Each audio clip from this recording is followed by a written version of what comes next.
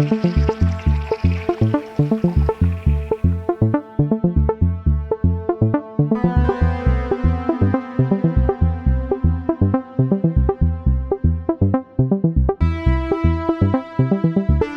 you simply cannot avoid when a crisis comes up in your own individuated incarnational experience. Gives you a very quick, good picture of how completely crazy it is to hate people you don't know. This is Synchronicity. This is Synchronicity. This is Synchronicity. This is Synchronicity. This is Synchronicity. This is Synchronicity.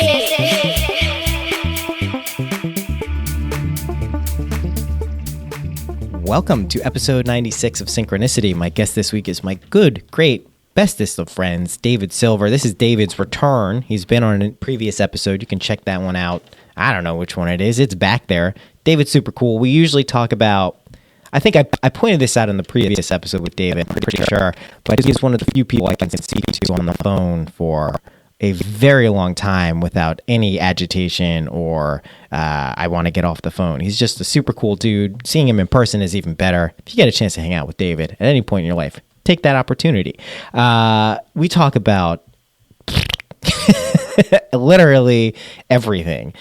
So this episode, though, is relatively focused, I got to say. We're honing in on how to maintain a watchful and mindful eye on situations around you. And this episode title is Spiritual Politics, and I use that as kind of a double entendre, if I might. One is obviously looking at the political landscape in whatever country you're in, globally, whatever you want, from a spiritual context is something that's really awesome to do. It's a great way to play with the concept of a nation, of a world, of a people, of your individuated consciousness. There's a tremendous amount of insight that can be gleaned when you look at it from different perspectives.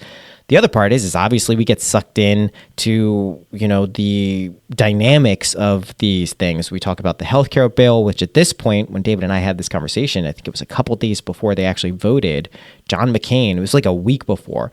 John McCain, we didn't know what was going on with him. He, as we know, ultimately voted no and kind of put the kibosh on the Trump care repeal and replace, which would have been devastating. I as much as I say that I am not attached to politics, which I feel that I am in most ways, unless it's Jeff Sessions. Don't come after my weed, Jeff Sessions. Don't do it. But outside of that, truthfully, I don't get too caught up in this stuff.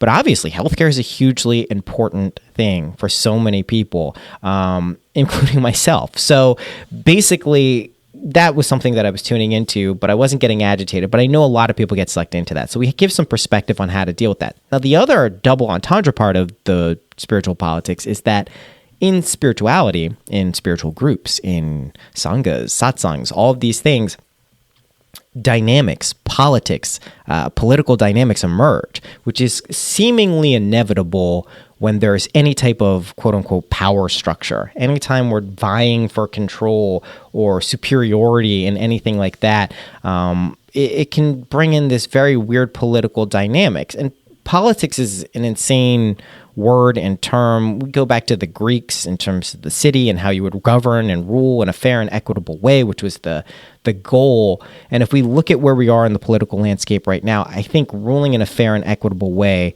for the people who are actually in politics, those people are probably in the minority. So we get into all this. Is it possible to live in a post-corporate society? How do we start doing that? Are some of us doing that now?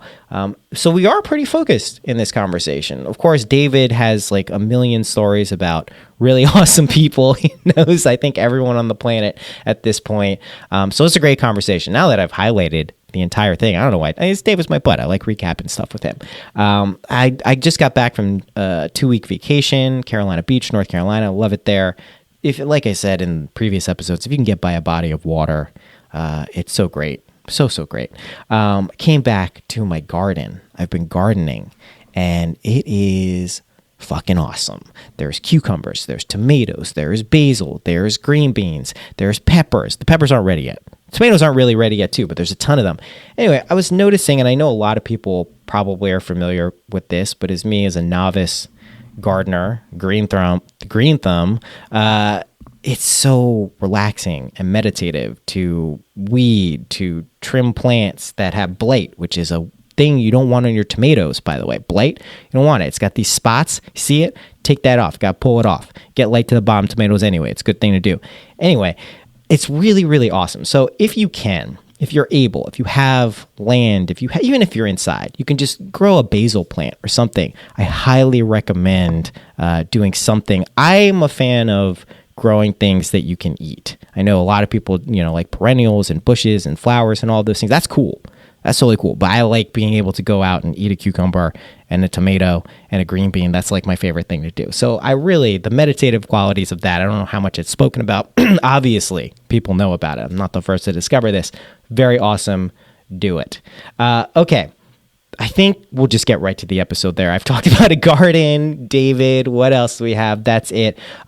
Thank you to everyone. The reviews were at the magical number 108 ratings and reviews for this podcast. That's super cool. Happened all of a sudden. Thank you to all the new listeners who tuned in over the past few weeks. I know we had some crossing of paths between Eben Alexander, Adrian Earhart.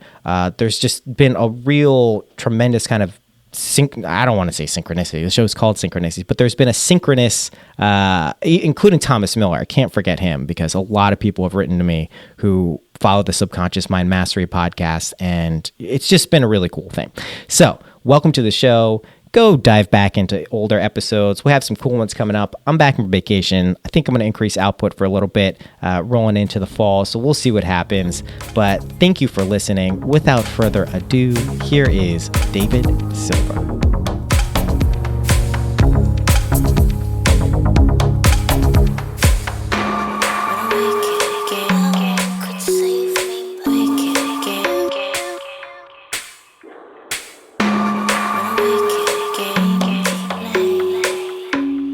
Thank you, by the way, for doing this again.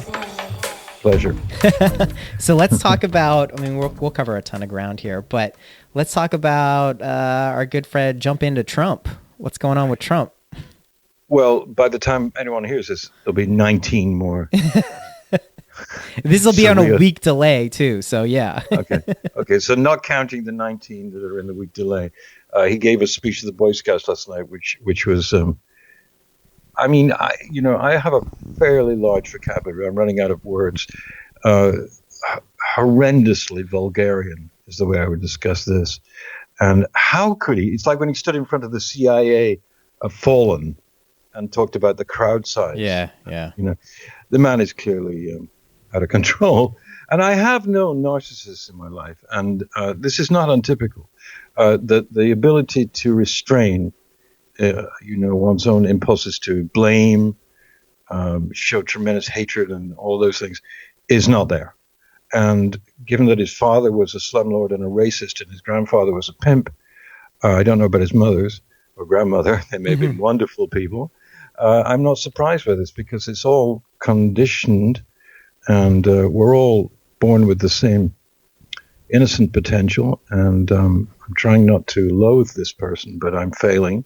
Because it's been too long now. It's 9 months since he was elected, and it just seems like an eternity. But because it's synchronicity and it's Noah and me, I would strongly advise people to not let this drown your life.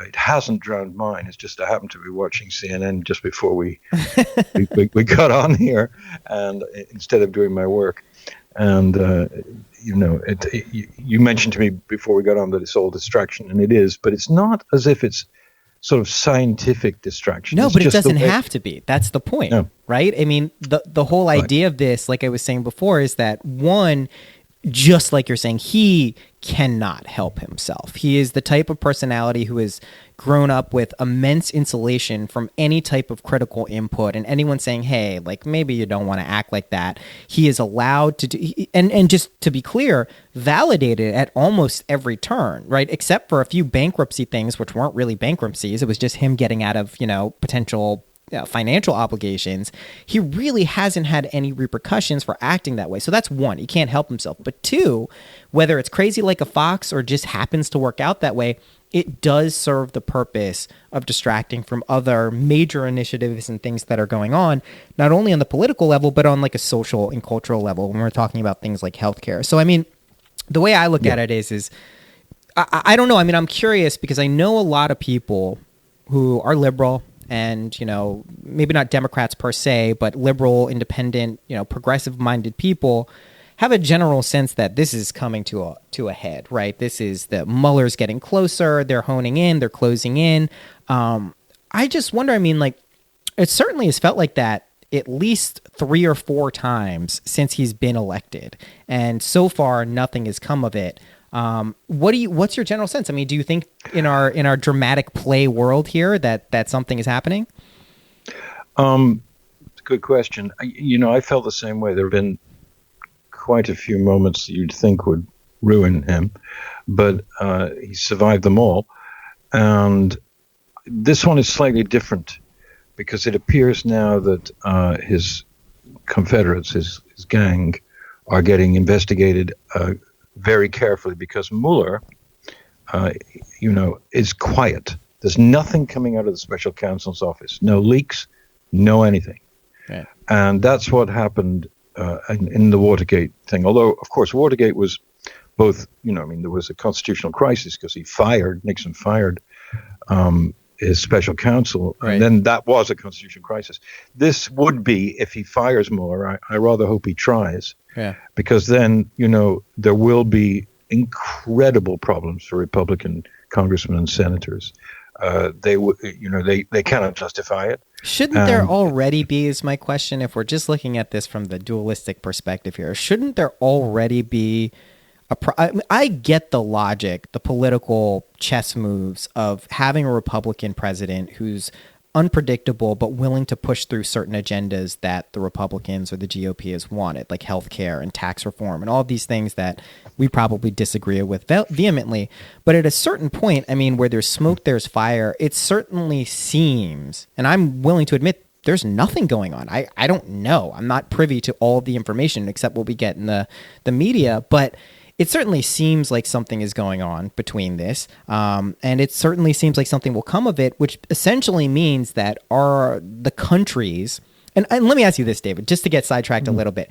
I find it very funny that so many of us who, probably wouldn't consider ourselves patriots in the conventional sense of the word. We're not out there chanting USA. Like, we admit the military-industrial complex, the imperialism this country has done, is harmful in many ways. But isn't it funny that when we're talking about Russia, who's our main adversary, our main bad guy, so many of us get so jazzed up and are incredulous that we would be, potentially partnering with these people. I wonder what your thoughts are on that, because I certainly find myself getting caught up in that game. Yeah, me too. It's dangerous, of course, because then you get into jingoism and prejudice and massive generalizations about Russia.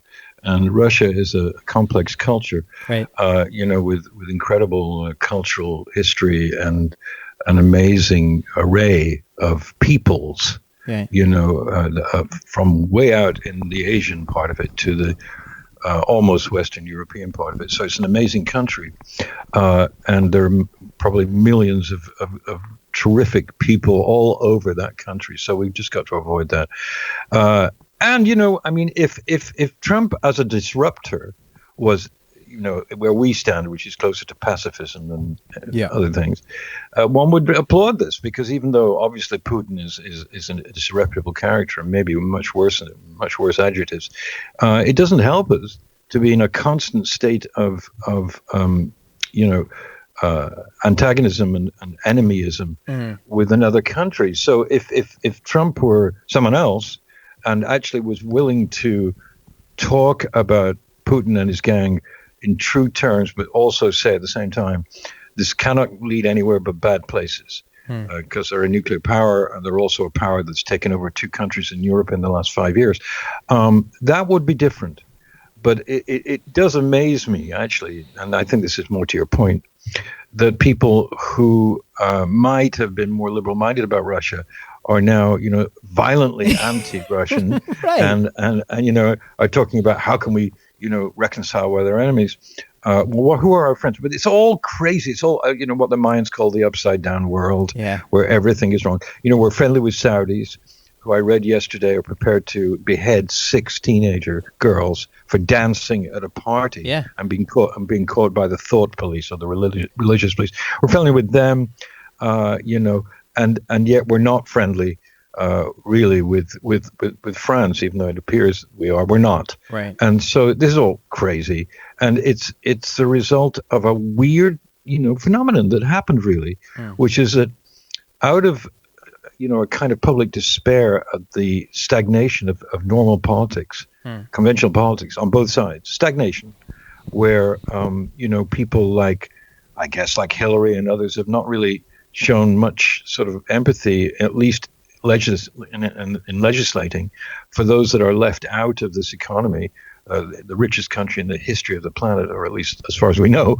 that caused, an interloper, a disruptor to come in and move things around. And, it's interesting because if Trump were the person to do that and had humanitarianism in him and some sort of objectivism or not objectivism, that's another thing, isn't it? Mm-hmm. If you had an objective sort of view of things, we'd all love this. Yeah. We'd love it. Right. But it's just his personality. And then, of course, the cabinet, which is full of Luddites. They're all Luddites. Rick Perry and Price and DeVos and Sessions. And the rest of them are people who want to bring it back to where marijuana was reefer madness, where, Black Lives Matter is a fascist organization, where healthcare should only be for those who are able to afford it. All these things are repressive and regressive. Right. And, we all know it's not healthy to hate. It does not do any harm to anyone except yourself, because even though you might get a kick out of hating Jeff Sessions, he doesn't feel it. You feel it. And that's what I've been working with as an older member of the community. My family was political in England, and we were very liberal. And I was never taught not to hate, even though my family were not haters. No one ever said to me, and stop getting angry and full of rage about this, because you're letting them rule your life. You're letting them rule your life. Yeah. And that's really, not going to help you or your children or your pets. So, and I know you well enough to know that we agree upon that. But, it's hard not to get angry when you see people being treated badly. Yes. And so, and millions of people being ignored when that was his whole lying rationale for his presidency. But who could have believed this guy who sits on a gold throne, comes down a gold escalator in a gold building with a gold wife? Who could ever have believed this? It's totally absurd. It is absurd. It is absurd. But, we're living in an ill-educated society.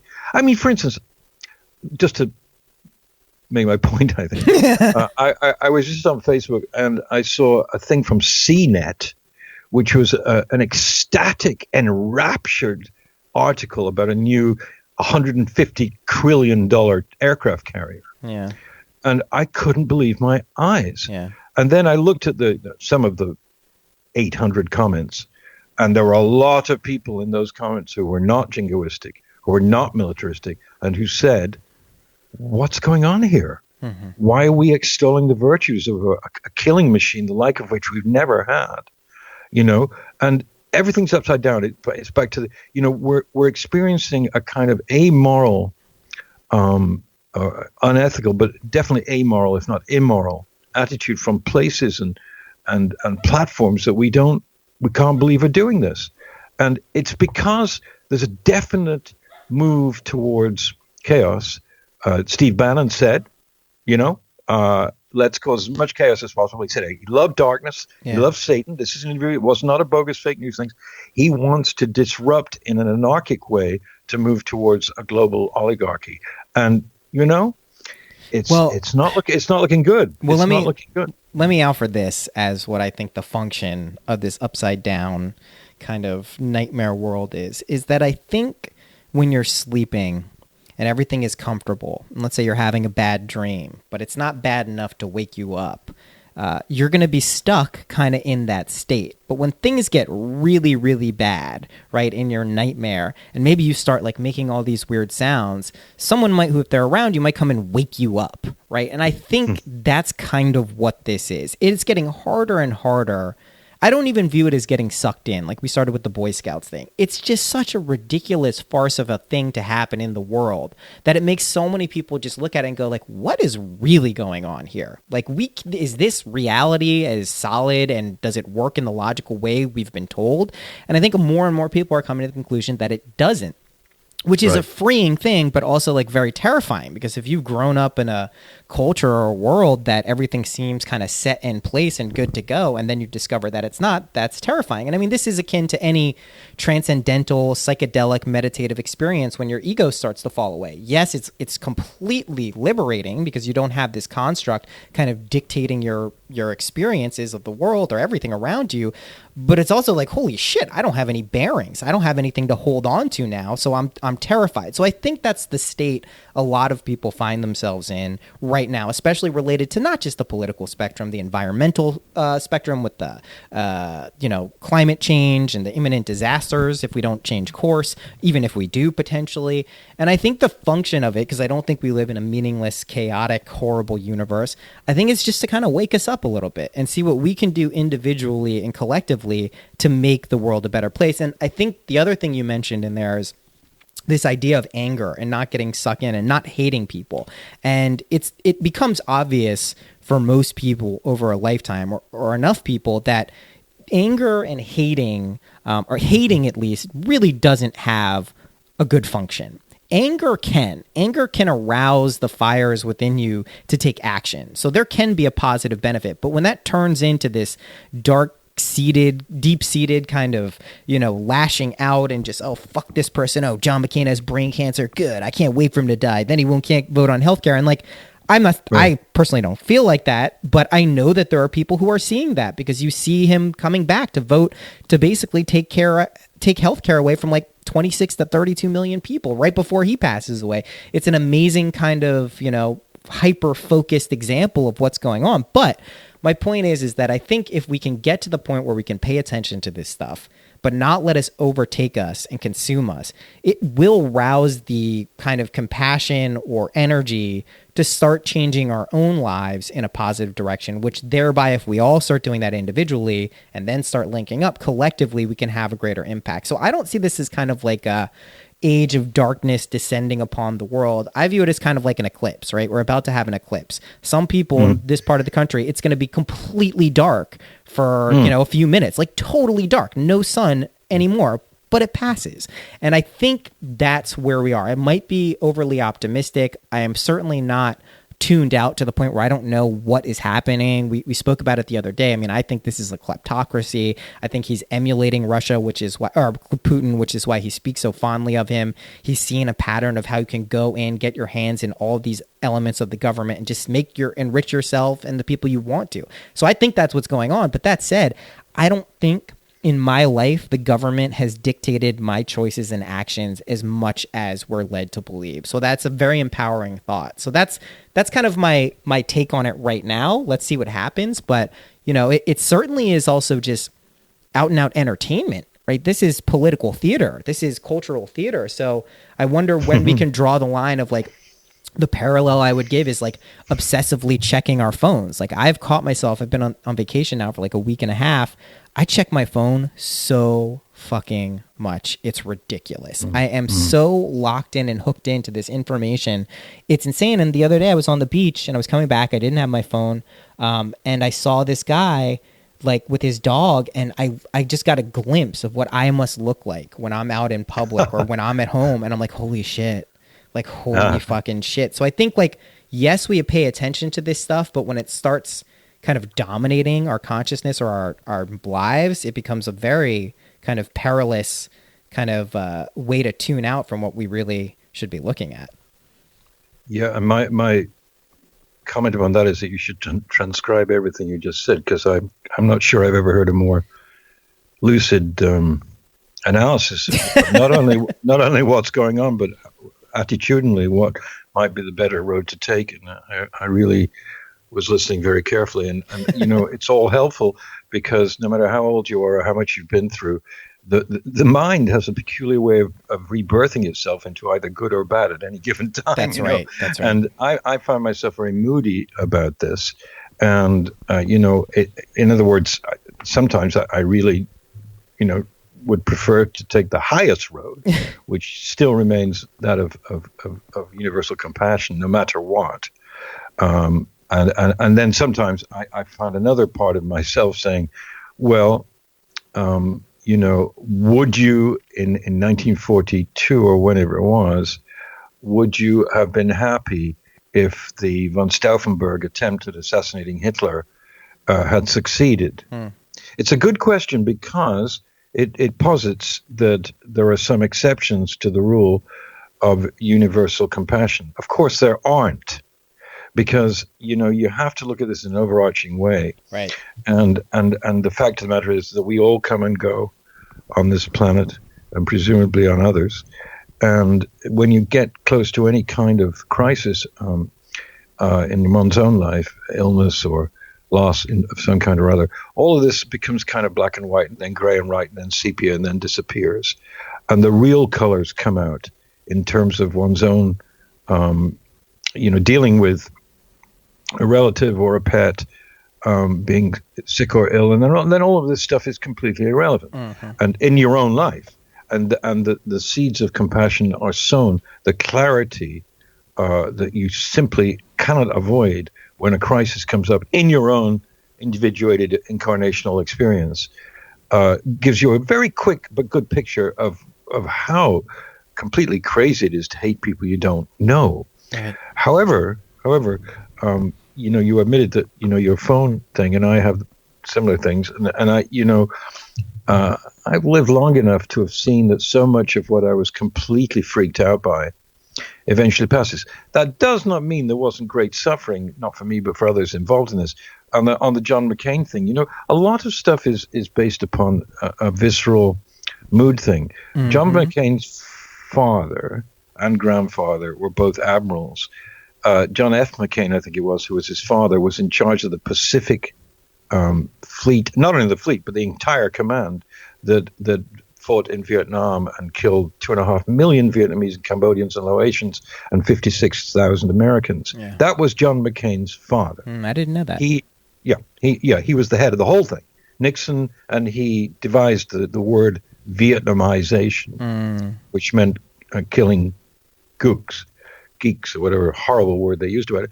And okay, he's not his father, and he seems to have a more reasonable approach to life, but he comes from a long line of military commandants, not just servicemen, but people who ran the military and therefore had some sense of policy, and I don't trust him.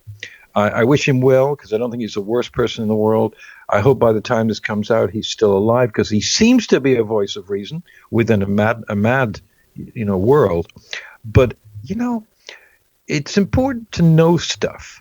And yet, and this sounds crazy, it's also important not to know stuff. Right. I know about the McCains because I was one of, I protested the war in Vietnam and basically lost my TV series in Boston because of it. Yeah. And was told that. And was actually told that by the man who was the head of the station, a man I really rather liked. And I thought he liked me. But when I started doing fairly, strong things on my show, that wasn't happening anywhere else. And because it was public television and they were scared stiff of losing their whatever funding they had, they told me, that's it, Dave, you're gone. And so, I wasn't a hero. Right. But not at all. Well, you took a principled stance. That's... Yeah, I took a stance, and it changed my whole life. And, now I see literally millions and tens of millions of people much younger than myself who are doing, stentorian work in terms of climate change and fighting the ignorance and trying to come up with brilliant ways of dealing with that. I see that all the time. And it's very encouraging, because as much as the 60s and 70s gets a lot of good press, not much was really achieved that wasn't visceral or cultural. Politically, I think it was derelict. And now, despite Trump and despite a Republican Congress, You said it before. There is a waking up process going on. And I can't imagine monolithic fascism coming to this country, because we saw the protests, the Women's March, many other marches, ones we don't see anymore because they're bored on cable television with people resisting. It's much more fun to talk about Paul Manafort or some other stuff.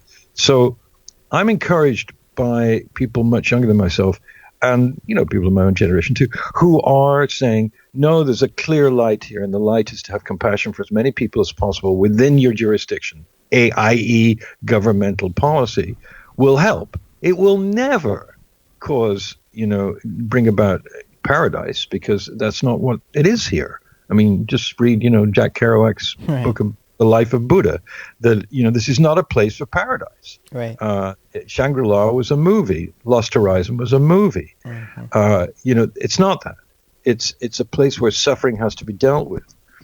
Ergo, to think that the government is going to change everything is weird. But I do know this, that my daughter, my lovely younger daughter, who had a tremendous health problem, was helped immeasurably by Romney Care in Massachusetts, which is where she lives. And despite people's dislike of Mr. Romney, when he was governor of Massachusetts, he brought in a very, very sound and healthy and compassionate healthcare system, which helped my own daughter. Yeah. So, I wasn't a fan of his, but at least he made that happen. That's pretty fundamental. So it can help. But, you and I have mixed in the same spiritual circles for years. And what I like about your take on things is that you you don't submit yourself to spiritual cant, but you also don't submit yourself to political cant. And we have to be free of those things in order to be honest. So when someone says, it's important for me to love, Mike Pence, in an ultimate kind of way it is, but it's also, and you made this distinction 20 minutes ago, anger is one thing, rage is another, hatred is another. Right. And if you can keep it at anger so that you will activate whatever you can activate to try and help other people not suffer as much as they might, that anger is a tool, is incredibly important. But when it becomes a constituent part of consciousness, whereby, I watched this dreadful movie a couple of days ago with Humphrey Bogart called The Barefoot Contessa. And it's a movie that was applauded at the time, but it's an absolutely dreadful movie. And it's based on cynicism, the whole film. And Bogart, in his later days, not at his height, not in Casablanca days or even African Queen days, but Barefoot Contessa days, he plays this film director, who's constantly a cynic and has this tone of voice about life. And it's almost impossible to watch this film, but I actually watched half an hour of it just to see whether I was right the first time. A cynical and hate-based consciousness can ruin you. And what I said before is true. It doesn't ruin anyone else. It doesn't. I mean, and well, I will say this. I mean, there's one of the things when you mentioned, not subscribing to a particular perspective when it comes to politics or spirituality and taking the parts that are meaningful and helpful and, practical. I think when we're looking at this type of stuff, it's important to not get too identified with one perspective or another. However, that is not to say that we don't live in a dualistic universe where we have to form opinions at some points. And yes, we recognize when we form an opinion, we're solidifying this concept known as I, and that is the source of all of our emotional and psychological strife. And I look at it the same way with the political stuff, and I've always felt like this, at least in my life. I have a very clear and direct path. I've spoken to many times on this podcast. Anyone who knows me, it's true. With anger issues, I've used my own anger issues to gain insights into how things farther removed from me function. I also just kind of have this threshold where it's hard for me to get worked up about things that I don't have any fundamental control over, right? I mean, and that could potentially be everything, just to be clear, but at least when it comes to the political spectrum or the spiritual, whatever universe we're talking about, the farther removed it is from me, not the more detached I become to it, but I can actually cultivate non-attachment. So I can see Mike Pence do something horrible. I mean, this is clearly demonstrated just in who I actually care about in the political theater. The only character I really care about right now is Jeff Sessions. The reason I care about Jeff Sessions is he's politically trying to go back to the ages of criminalizing marijuana and cannabis, which I think is just an abomination. I personally have been helped by cannabis. I know so many other people, both, psychologically, emotionally, mentally, physically, have been helped by this. So the idea of putting people in jail for it is just, I think there's an argument that it should be made free for everyone. Grow it in your house. No one has to pay for anything. So the idea of jailing people gets me angry, but it doesn't get to the point where I wish him death or, some horrible thing to happen to him or hate for him, because he's far enough removed that what you're saying rings true.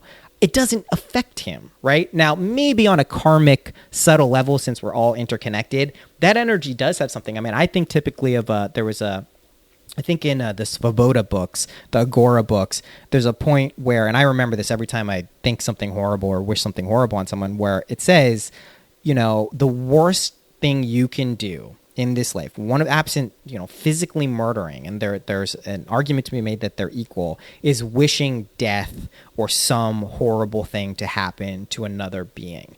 That's the worst karmic thing you can do, because it requires intention, direction, roused energy, and it does have an impact. And I unfortunately will cop to the fact that when I get really angry at anything, that's my go-to. That's my go-to, and I sincerely try to conjure up like horrible things. So that to me just highlights and underscores the truth of what you're saying, that if you get into the hateful mindset and that then becomes your default reaction, because that's, just to be clear, to give people insight, I started going to a therapist about a month and a half ago, and one of the things I realized is that my default reaction to being hurt, to being upset, to being frustrated, to being overwhelmed is to get angry. And it's been a strategy that I've employed because it gets people to pay attention. When you're angry, it's hard not to pay attention to someone, but it's totally ineffective if that's your reaction to every single issue that happens in your life, in the world, or whatever. And what you're saying is totally true. It just fucks you over. People aren't feeling that. People aren't aware that you're going through that, nor would they even be able to be if they were. So I think that's a hugely fundamental thing that is really applicable across every aspect of our lives. So yeah, I'm super happy. We're getting to the meat of it. Well, I have a story. I had a conversation with the father of a friend of mine some years ago. He's passed now, but he was a scout, and I believe at Dunkirk. But he was certainly an army grunt in World War II, and Jewish, and fought against the actual Nazis. He wasn't in some sort of, secondary thing. He saw Nazis and so forth. And one summer day, I believe in 1943, I believe he was in France.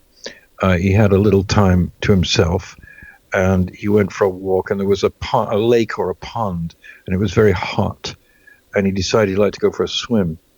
So he walked closer to the edge of the pond, around some trees, and then he saw next to a tree a Nazi uniform sort of laid out under the tree. And then it obviously sort of stunned him momentarily. And then he walked closer to the lake and saw a man naked, swimming in a sort of state of bliss, clearly. Mm-hmm. On a hot day, and it was obviously the Nazi soldier. Mm-hmm. And his orders, such as they were in that kind of situation, was, take out your rifle and shoot the guy. Right. And he had his gun with him, and he said he looked at the guy, and he saw the light in his eyes, and he just left. Mm-hmm. He could not shoot him. And it was push comes to shove. And it just goes to show that when you're fighting in a war, and the bullets are flying at people you don't know, and you're doing your job, the Nazis weren't exactly sweetness and light, let's face that. And he's Jewish, fighting in Europe, American Jewish man. you would engage in that war. People have asked me, would you have fought in Vietnam? No, and I refused to, and I had a tremendous problem with that. Yeah. But in World War II, yes, I would. Now, a lot of people in Britain were very angry with Mahatma Gandhi, who was against engaging in World War II. And the truth of all of this is that there is a spectrum of philosophy which has all got to be examined as a whole. And it is not situational for a Gandhi or for a Bertrand Russell. That's right. For them, it was the purity of their vision, of their belief system, and Russell was an atheist. Obviously, Gandhi wasn't.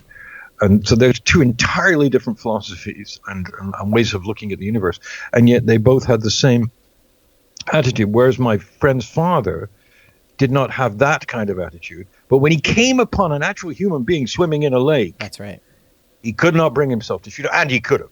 Of course. He could have killed him instantly, and he didn't because he had this feeling in his heart that this was a living being. Now, some people would say, well, wait a minute, that's one more Nazi, a good German is a dead one. Mm. And we've heard those kind of expressions for years. Nothing ever progresses with that attitude. I never want to be in a place where I'm going to have to kill a Russian or a North Korean. And, as much as we know there are some regimes which are anti-human and are sort of awful, there's still human beings in there, Right. And I would think that in Russia there are millions of human beings who are perfectly wonderful people, and I'm not being patronizing. I'm sure that's the case. So these antagonisms which are built up by jingoistic paradigms are incredibly dangerous and bring about more wars and more wars and more wars. Now, what can we do to prevent it? I think you put it perfectly. Individually, if you recognize your own dialectic between anger and love, between hatred and compassion, and work on it. We've all got them. Even the most devout people will admit, at least yogis and real gurus will admit that we all have them. It's a question of what you do with that. It's like when you meditate and all these awful thoughts come in when you would prefer to be thinking about Ramakrishna or about God or the sun or whatever, and suddenly you were thinking about, I would really like to do something horrible to Kellyanne Conway. That comes in. It's not a question of it not coming in. It is going to come in because of our cultural conditioning. The question is what you do with that. And as you said before, when you saw the guy walking on the dog with the dog on the beach, you can see yourself as other people see you sometimes. And that's tremendously ameliorative and ultimately will result in a different kind of society, I think, when people... look, when I was growing up in England, I am not aware of one yoga studio in the entire country. There might have been one, but I wasn't aware of it. And if there were any, nobody talked about it. And yoga itself was a word that you didn't hear because it seemed like it was about some maniacs thousands of miles away, who didn't have running water, and or flushing toilets. And and now you look at America, and despite the Jeff Sessions and these Luddites, I euphemistically call them that, there are millions and millions of people who are at least trying to form some kind of communal connection which is real. And even if it's threatened by one's own viscera sometimes, you see Trump talking and he's talking nonsense or just pure lies on television. That's objectively true. You can't say, well, he's not lying. It's a lie. Right, no, it is. It's a lie. So you see that and it boils up in you. And I'm no different from anyone else. I really get that feeling. The discipline, though, which is valuable and which some politicos and radicals do not understand, I'm sorry to say, is that you must deal with that on the basis of tempering one's own malice. This woman said she wanted to see John McCain dead. I think you referred to it. Yeah. And when I read it, I was repulsed by it. I'm no fan of his, but that's different. The fact of the matter is, as you said, you got murder and you've got malicious intent and anger and rage bubbling in human beings. And when you read a certain sutra that the Buddha talked to his biggest fan and adherent Ananda, who he gave a very hard time to. Yeah.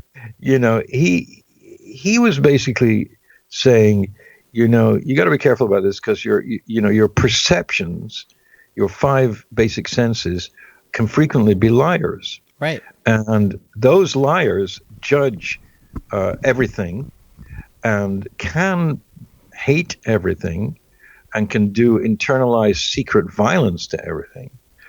And it's no way to live, because I've been there. I have been there. And what happens is you wake up in the morning with a filthy taste in your mouth, and someone who's very sweet talks to you and you snap back at them. Yep. And, you're not dealing, and we've all done it in our marriages, et cetera, et cetera.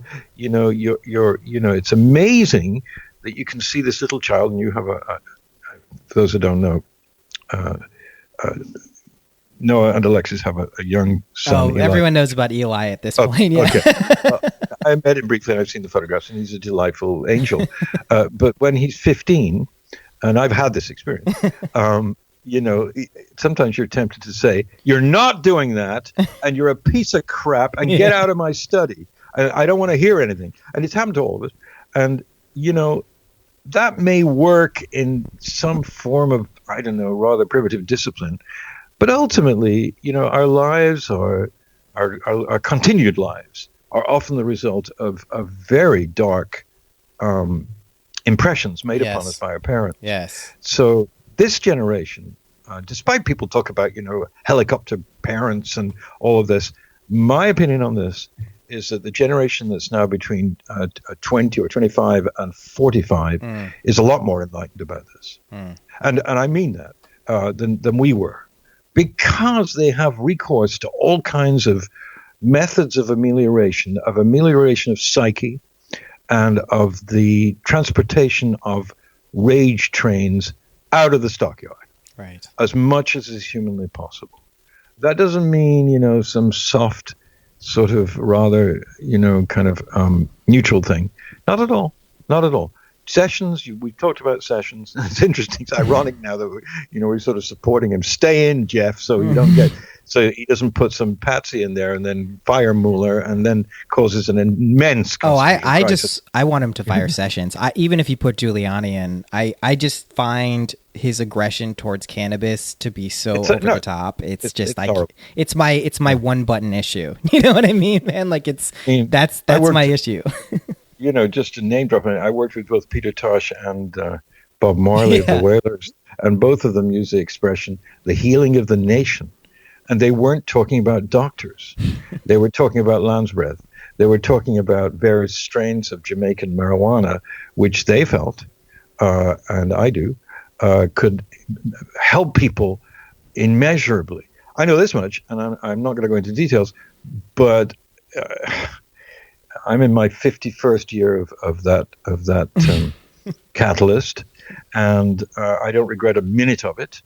And I believe that if I hadn't have crossed paths with it, my life would have been very different and not better. Yeah. So, yes, I'll fight Sessions in any way I can if he starts doing that. Let's just remember that when medical marijuana and various forms of legalization were being discussed in the 90s, Bill Clinton, of course, said that he would federally oppose it and stop it. So it's not simple, this stuff. You think, Clinton by comparison. Bill Clinton is, let me put it this way. Bill Clinton is like an album or a song you used to like when you were a kid, and then you think it was amazing, and then you start listening to it when you're an adult, and you go, I like this? Like his policies...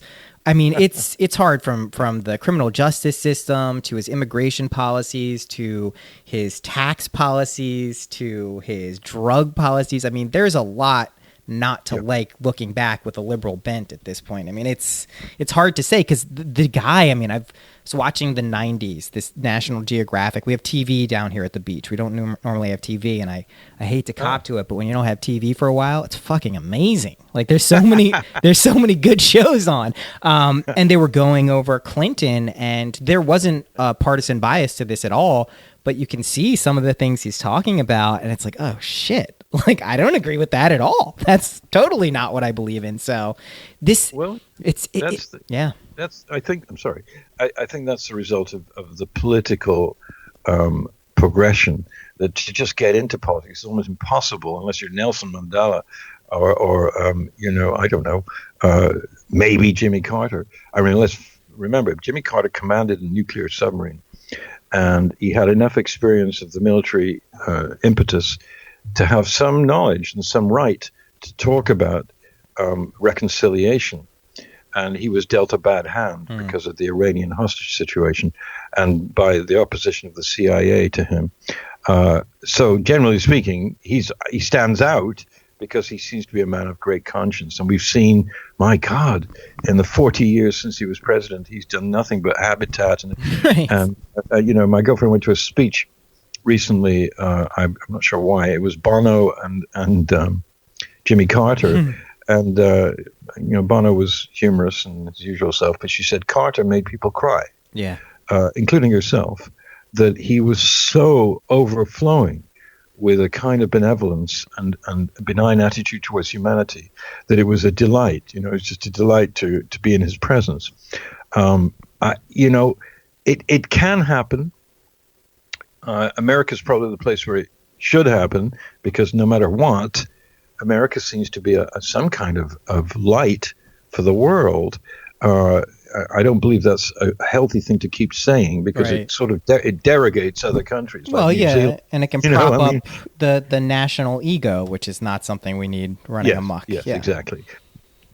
And that's what jingoism is. It's propping up the fact that you've got a lousy job and you don't like your wife and your car broke down and you can't pay your mortgage. So let's be a patriot. And of course, that phrase "patriotism is the last resort of the scoundrel" is a little harsh, because some people are truly patriotic in the sense that they believe in certain principles and therefore they'll fight for them. I mean, I watched Stephen Colbert last night, and I actually didn't watch him. I watched him this morning on some kind of feed. And he did a thing which actually, people out there may think this is foolish, but it was very brave. I mean, he did a rant which was funny and kind of gentle, but pointed out the hypocrisy of various aspects of what's going on. And it didn't used to be like that. I mean, Johnny Carson would make one political joke every 5 weeks. It wasn't his bailiwick. And now we're in such a time that the comedians that are sort of the stars of media are beginning to break out in a way that George Carlin did a long time ago, and Bill Hicks and many other great comedic and satiric analysts and performers. It's now happening. And maybe that gets back to what you were talking about earlier, Noah, which is the waking up process is painful. Because what wakes you up except that there's something that drives you crazy? And think about waking up. I mean, listen, sometimes we get to sleep in. I mean, not if you have a kid, but sometimes you get to sleep in and it's nice and you wake up and you're super happy. And sometimes you still won't want to get out of bed. But otherwise, if you have to set the alarm for earlier than you want to, it's not a pleasant experience. It's just no one enjoys the process of being woken up, let alone from a nightmare, right? So, I mean, that is something to remember. We talk about waking up like it's this beautiful, wonderful panacea type experience, and it's just, that's really not how it is. It can be, of course, but that's usually not what's going to wake you up. Yes. It's the child crying, or in my case, beyond children, my cat, with who's a very wonderful being, but if she does not get fed at the right time and I'm still lying there, she will make an aggressive act on me, and it wakes me out of whatever I was in, and I'm suddenly being scratched. And it's, oh my God, I got to get up. And my impulse is to say, hey, get out of here. But I won't do that because she's an innocent being. And I get up. But you're right. The process of waking up is very difficult, particularly if you're hidebound or enjoying conditioned responses, which a lot of us are. So the liberals, the liberal class, I'm not going to say that they were responsible for Trump's victory, but the fact that I'll just say this: you and I had dinner at one point, and I said Trump was going to win, and everybody at that dinner looked at me as if I was a worm, and I felt it. And the reason I forgot you did call that. I did. And I kept doing it until he won. But my feeling is that the Democrats, and this is turning it back into this mundane level, but still, no, of course. I thought the Democrats were unbelievably anemic Jennifer Palmieri and Robbie Mook, and the people who were representing Mrs. Clinton, who I think has got some great qualities as well as lesser great ones, but the people who were representing her were just cliche kings and queens. Mm-hmm. They just were saying things that had no resonance in my life, and certainly had no relevance to a guy or a woman living in Louisiana who's lost their house to foreclosure, whose children go to crappy schools because they can't afford to send to private schools, whose car's been taken away from them, whose job has been taken away from them, and they're living and looking at this woman dressed in designer pantsuits and her representatives who are very softly spoken, well-dressed East Coast elites, and just going, no mas. Mm-hmm. No mas. I don't care if Trump is a fucking child killer. I'm electing this guy because these people don't give us, as they used to say in England, a tuppenny shit. They don't give two, you know? I think that's what happened. It is what happened. This is what I find, at least when we're zooming back in on the political stuff, is I still feel the liberal. Here's the real truth. This is what I really think, and I know there are subtleties to this that I am completely glossing over and overgeneralizing. The corporate takeover of our political system happened a long time ago, right? Long 30 years ago, at least, if not more.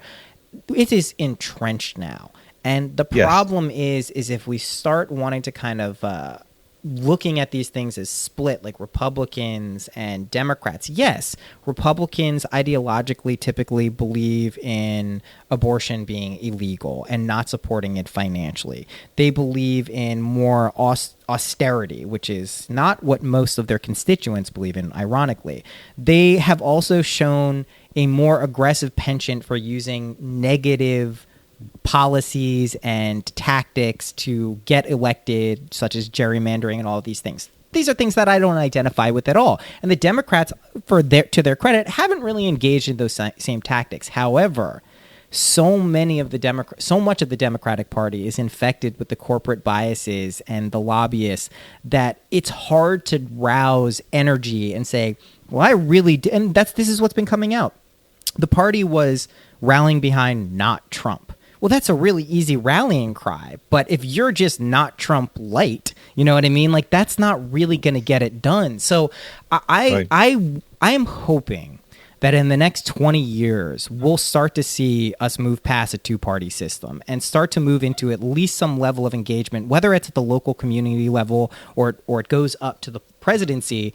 Just having two opinions is really akin to having one in this day and age. We don't have a real choice on most issues. And if you get down into the political demagoguery and the real tactics of this stuff, most of the hot button issues that are used to, again, divert attention from what's really going on.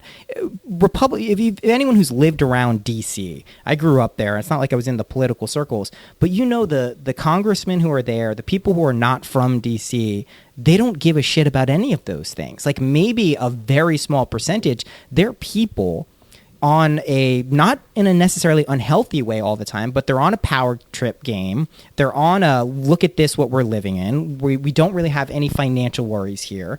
We're in a place that has cultural significance, historical significance, and to think that they're not getting caught up in that as individuals is foolhardy. Like, when I go through my life, when I wake up in the beginning of the day, 95% of the day is spent on my experience of the day, if not more. So to think that other people are devoting the majority of their time to the collective interest in this day and age, I think is just kind of like it's a foolish outlook to have. And that is not discounting the many, many, many amazing, wonderful people who are fighting for things. I've just found, at least, the real groups in DC that are doing positive work are the watchdog organizations, the non-government organizations that are really trying to keep track of important issues. Like, things that come to mind are like ProPublica, who are really just at the forefront of getting out like information, culturally based, ethical based journalism that is not partisan, but unfortunately seems to come down pretty hard on the right wing of our country. But my point is that I don't even know what the fuck my point is, to be honest. I got a rant on there. Yeah. No, I think your point is. I think your point is very clear. That a post-corporatist attitude is what people are talking about, which is that neoliberalism, if it means anything, means that these guys go to Davos. Right. And when they're in Davos, I happen to know someone who used to go there in a service way. She wasn't part of the politics, but she was there to, sort of support people. They go there, and the Clintons did frequently, and Obama, I may get flagged for this, but I don't think he was that distant from that neoliberal corporatist thing, because he took a hell of a lot of money from corporations to get where he got. So he seemed like a decent dude, but he certainly knew how to, sing Stevie Wonder songs. But did he know how to, on a daily basis, try and erode the connection between lobbyists and one of Trump's biggest lies was his thing about the swamp and the lobbyists. Right. He was the exactly diametrical opposite of what he has actually done. And so you're talking, it is a neoliberal thing, but it is not the definition of liberalism. Right. Certainly in British history, liberalism as a subject matter or as a way of describing the way a group of people wanted to run the country really started in the 1890s, 1880s with the Fabian Society, and then the beginning of socialism and all of that, which translated into sort of a welfare state, the earliest welfare state, if you like, in the world, which was David Lloyd George in 1917 during the First World War started the first beginnings of the National Health Service. So the fact is that kind of liberalism was a direct reaction to the sort of incredibly corrosive British class system, which wasn't corporatist, it was actually genetic. And, if you weren't born into a certain class, there were many things you could not do. And so which is still the case. It is. But the original liberals and the original humanitarians, like George Bernard Shaw and people of that ilk, in this country too, and the suffragettes and all those people wanted equal rights and wanted human rights to be at the forefront of political conversation. That was great. But then suddenly, when America achieved its post-World War II prosperity, everything quickly changed when it became obvious that one needed large corporations to service a consumer society, and reached its sort of apotheosis, I think, actually in the 70s. And so, now we're here we are, and here we are with massive pharma, which seems to care little for anyone except their profits, with massive propaganda on the media from big pharma. Mm-hmm. And, we're looking at it and going, oh, God, this is awful. Well, you can't destroy it like overnight. And by the way, if we did destroy it overnight and had some kind of anarchic takeover, would the toilets flush? Would people with diabetes get their diabetes pens? No. So it has to be a very considered and thought out, both political and cultural and social and political strategy. Right. Not tactics, strategy. And I think that's, I think people are beginning to see this. And to me, it does. That's exactly the antidote. And to me, I think the secret that a lot of people want to overlook when we're talking about these big issues is that it starts with your own self. Because if it doesn't, it is like when we look at big pharma, it's such an easy thing. It's like Monsanto. It's like, oh my God, holy shit, what the fuck are they doing? They're unleashing an opioid epidemic. They're jacking prices, withholding care essentially from people. Like, what the fuck? But there's something in each of those people and the corporate. And here's the one thing, I guess at this point, I do agree that corporations are people, because they have their own ethoses, they have their own operating systems, they have their own reactions and likes and dislikes. And it's a weird thing to think of this non-physical entity that is really just the sum of the parts as functioning. But if we can just start looking at corporations and trying to get them to just ethically think from a human personal level. And this is idealistic. A company like Coca-Cola, as much as I would like to say I don't enjoy a Coke from time to time, it's delicious. They're trying now, I just read that, they're trying to get them into the weight loss programs federally. It's absurd. I think there's a place for sugary sodas in our life if that's what you want to indulge in. But when when that overtakes the well-being and welfare of the people who are drinking those things, that's when we have to start looking individually at ourselves and saying, what can we do to make this better? I think the trajectory is ultimately a very, very long one, but I think the impacts from starting with yourself can be felt, quite honestly, in a very short period of time. We're talking about if you take a psychedelic with intention, if you start a meditation practice or an exercise habit or whatever it is, you start seeing results, like, truthfully, within days, and that's how quickly you can begin to change your kind of universe around you, 5 feet, 10 feet, 15 feet around you. And if everyone just starts there instead of trying to blame other people, and I use this, we've spoken about this, as we've spoken about, I've had a difficult financial period for the past year and a half as my expenses have increased and my finances have gone down. And my first, and still quite honestly at various times, my natural tendency is to blame everyone else. But when I start to do that, it just digs me deeper and deeper and deeper and deeper until I finally pop out of it and go, you know what?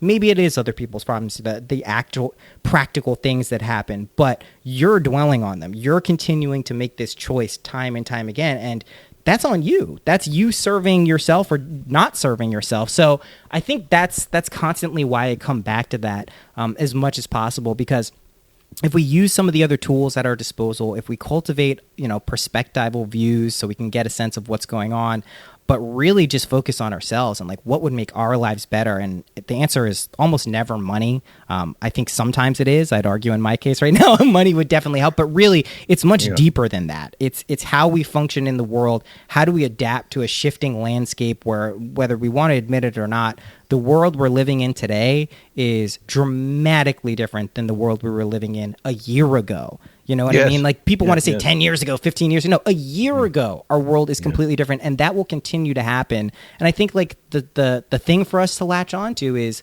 just work on yourself, whatever that means. And it doesn't mean you start with anger, you start with forgiveness, but you start with what your pressing issue is, which I guarantee you, when you start to look at your life and reflect and think about it and intuit it, you know what your issues are. So start there, take baby steps, recognize you also have a community of people, whether you believe it or not, who are so down to help you with all of this stuff at any point, whether it's your friends, your family, social media friends, whatever it is. They're not different. Anyone who can help you on your path with your things is a friend indeed. So, utilize it. And I think that's kind of the overarching message, I think, of this entire conversation we're having, and probably most of our chats, informal and podcast alike. Yes. Yeah. Well, these days I look at it as being this sort of strange paradox of the ultimate cottage industry is your family. And to fit that cottage industry into a global village, two cliches together, but there is something about this dynamic which is redemptive. The democratization of communication, if net neutrality is maintained, which is extraordinarily important to the future of the world, if that is maintained and one can, shall we say, pass on and pass forward individual experience of some kind of progress within one's own small world, be it fair trade, be it the way you've learned how to eat, and you can pass that on to other people. That means that it's really a miraculous thing, actually, that you don't need to go through a middleman to tell. I mean, someone asked me yesterday what I put in my smoothie every day. And I've only been doing this for about, 3 years now. And previous to that, I was a completely silly eater. I didn't, I really didn't give a shit. And then as I got closer to, some kind of disintegration of my body, I began to understand there's some things you can do, and started to learn how to take vegetables into my system and fruits and how to mix them and all of this stuff. And someone asked me yesterday what I put in my smoothie, So that was just a phone. That's just a phone. But nevertheless, it's a communication tool. That's right. And I was able to tell that person, and I've been on the receiving end much more than I've been on the other end of this, whereby people have said to me, oh, you're still eating that? And you think that's cool? And do you exercise? And all kinds of simple stuff which makes people make people more, shall we say, fit into not only your own ideal of what it is to be a thoughtful, compassionate, sensitive human being, and other people. So, and we've talked about this a lot. I think the internet and the whole deal of the personalization of communication obviously it's dark and light. I mean, I see people saying things on Facebook which are just ridiculous or hateful, but I also see people who are saying things that I look at and go, I'll do that. Right. I'm going to do that. Right. That person doesn't know me and never will, but it's kind of a spiritual communique, let's put it that way, that, you put it out there because you know it works. And I'm not just talking about putting the latest, Pink Floyd video from 40 years ago. Nothing wrong with that. But it's diet. It's the way you order your own life. It's information about child rearing. It's information about the animal population. All of this stuff. My goodness. It's a different thing from what existed, not that long ago when, you choose a book and you read it. Or you do this, you do that, the other. But you weren't choosing a book and reading it and then recommending it to millions of people. Right. Or potentially a few hundred or 1,000 people in your own feed. That is definitely progress. The question is whether it becomes obsessive and whether it becomes just an organ of gossip or disapproval or whatever. It's a better use to, like I worked, a long time ago for a group called the National Coalition to End Homelessness. And the reason I worked for them for a while, I made films for them, or helped make films with a crew of people, was because what they did was that they found places in the United States who were doing good things for people who, for whatever reasons, lives were broken and they were living on the streets or whatever. And they found models, and then they would transmit those models to other cities. And whether Seattle fitted New York is questionable, but at least those models were communicated and they had some effect. And, I believe that was a one of the more spiritual things I've ever put energy into, if you like, because, we made a film about something in the Pacific Northwest at one point, and an attitude of a mayor and a city council towards how to end homelessness. And towns like Phoenix and in the Southwest, all over the country, there are places where politicians and others have found ways to, build tiny houses for practically nothing, build communities, think about what that community is. I read something a few days ago about you build stoops in these communities. So there's an obvious way of communicating without awkwardness between people who are being healed because they have a roof over their head. Right. And these kinds of paradigms that are being transmitted via incredibly miraculous forms of communication, instantaneous, I can't see anything wrong with that. And I can only see good coming from it. And again, that comes from, our individual ability to see, like, for instance, homelessness has increased in New York City, as you probably know. Yep. And I'm constantly trying to find out why. There are certain sort of obvious things, but it's a bit remarkable to me that even during Koch and Giuliani, and certainly Giuliani's no icon, there was a decrease in homelessness. And some of it was kind of harsh, but some of it was actually thought out. And now, when I go into Manhattan, it's just ridiculous. Yeah. I mean, I'm seeing so many more people who are completely broken and are living terrible lives in the streets through summer and winter, through the humidity and heat of summer and the icy cold of winter. And why is this happening? Why is it happening? Yeah. And I don't know why.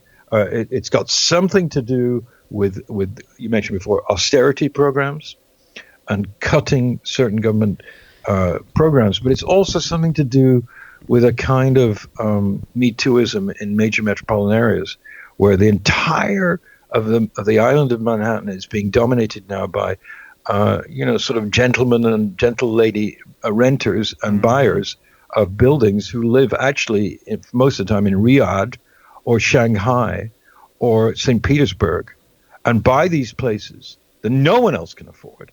We're talking about rents of $15,000 to $20,000 a month, folks. What kind of people are populating the inner city of New York?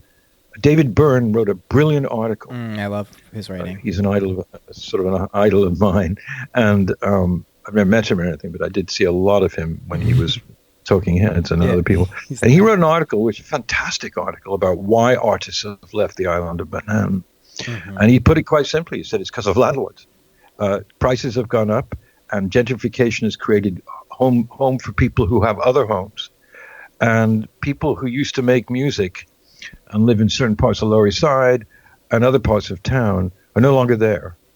And are they in Brooklyn? Well, barely. Barely. Brooklyn, Brooklyn is already, a commercial, sort of, I don't know, a waterfall of money coming to certain people. That's right. And the artists and the people who are stricken with various forms of poverty are driven out. Now, either they go and live in, I don't know, Australia or Ohio, or they're on the street. So these things are I think we have can't be tolerated. I think we have a few things there too. Like one is, I think homelessness is, at least while I was living in New York, I lived there for 8-9 years. I saw a dramatic increase, not only in the amount of homeless people, but the age demographic of the homeless people started skewing lower and lower and lower. Everyone knows that if you're around St. Mark's on 2nd Avenue, there's a group of young rapscallions who've been there forever. But I think what's happening is it's not just in New York City, and having been to LA, I mean, compared to how many homeless people are there, it's like nothing.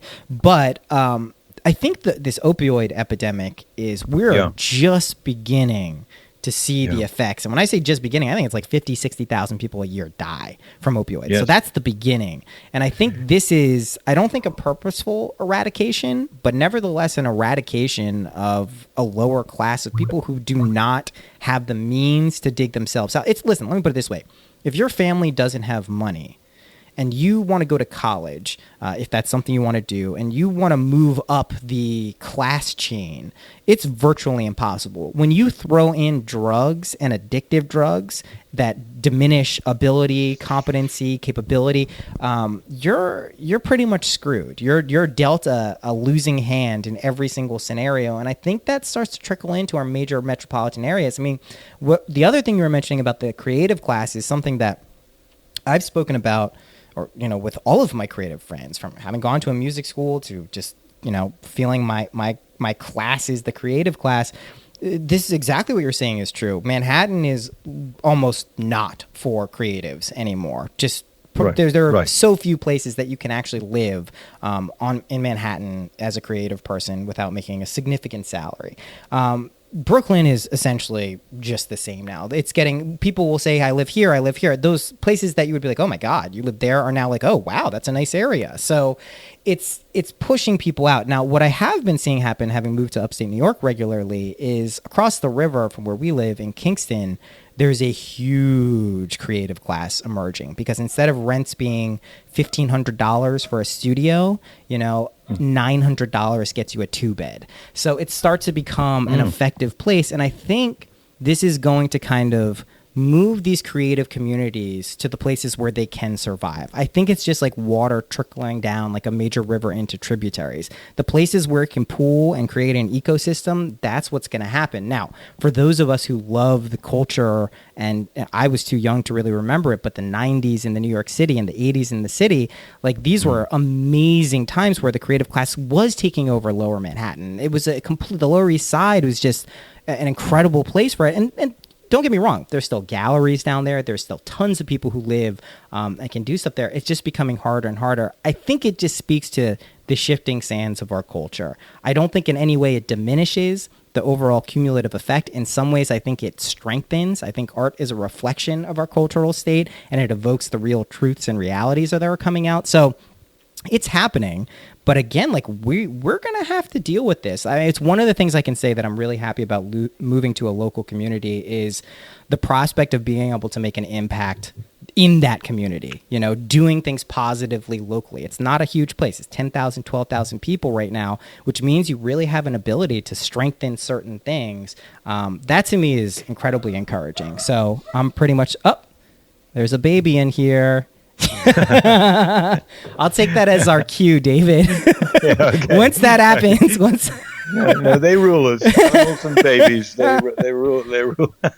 I think I asked you the last questions last time, but I'll do it again. We'll see if your answers match up. God. What's your favorite color? At this point, it's changed because I'm doing a lot of painting now. I've done, Cool. I've started painting. Amazing. So I've done many, and it seems that my favorite colors changed from a kind of navy blue to a dark green. Oh, I love it. That's right in the same spectrum there, our word of the cast. What's your favorite number? It remains, actually, that's a really good question. I think that it's still, it's either 7 or 12. Oh, 12. What's the significance of 12? Well, I don't know. It's a visceral thing. I just, when I see something as the 12th of something, or there's 12 of them, I feel a kind of completion. And, what? I really don't know why. It's certainly, I know the numbers that are not, and they're basically, odd numbers. 3 doesn't mean much to me, even though it is the Trinity. Yeah. 5 means 0. 7 I like. 9, no. 11, woo, that puts fear into me. It's the 11th hour. It's the 11th hour. I think it's because it's so hard to multiply 11. It's just like, what are 14 11s? So 12 is very easy to multiply and easy to divide. And 1 and 2 equals 3, which is the Trinity. And, those are my answers to that. What's your favorite animal? Oh, well, at this point, because of my little friend here who's sitting behind my iMac and sort of listening, it's my cat. But I had occasion to meet a camel not that long ago, and I didn't think I'd ever get near a camel because I was told they spat and they did all kinds of things. This one didn't do any of that and was very gentle and lovely. But I have to say, it's still the feline tribe. Great. I know. Yeah, I get it. Panthers and leopards, and my daughter and I many years ago went to see the famous rare white snow leopard in the Bronx Zoo, and we stood we couldn't speak. It was just so incredibly so cool. Beautiful, and also fierce. But unfortunately, that was the one that killed a keeper because of some mistake that he made, I think. But one can't blame the animal. I couldn't believe the beauty of this being. Yeah. It was just astonishing to me. Yeah. On my trip to Vermont last week, when we were getting into Vermont, we were on a highway, and I saw a baby black bear, a shiny bear, run across very skillfully many lanes of traffic and run up a bank, a sort of green, grassy bank right next to where we were. And the way this bear ran up there, it was like a cartoon. It was like looking at animation on acid. It was just so adorable. And so bears have come into my... I love it. I love it. You're giving the trifecta of animals there. All right, last question. What is a practical tip that if you have learned in your life that you could share with people listening that has helped you? In a conversation or dialogue, leave a few seconds or microseconds, whatever, before answering anything. Violated that every single episode of every single podcast I've ever put out. I know, but in my case, I was a debater, at college, and sort of a successful one, if you like. And I was on the case, and it took me years to get over that and to not just jump on people because I so disagreed, or I so wanted to make my point, or I so wanted, the women in the room to like me. I just have learned to pause a little bit. It's smart. I'm trying to pause. I'm finding it impossible to do, but I'm going to work on that. I'm going to cultivate that conversational space as much as I can. David, thank you for doing this. Enjoy. We'll catch up soon. It's a joy to hear your opinions, and it's a joy to have any kind of dialectic with you. Likewise, so man. Thank you. Likewise. We'll be in touch soon. All right, man. All right, bye-bye. Thank you. Bye.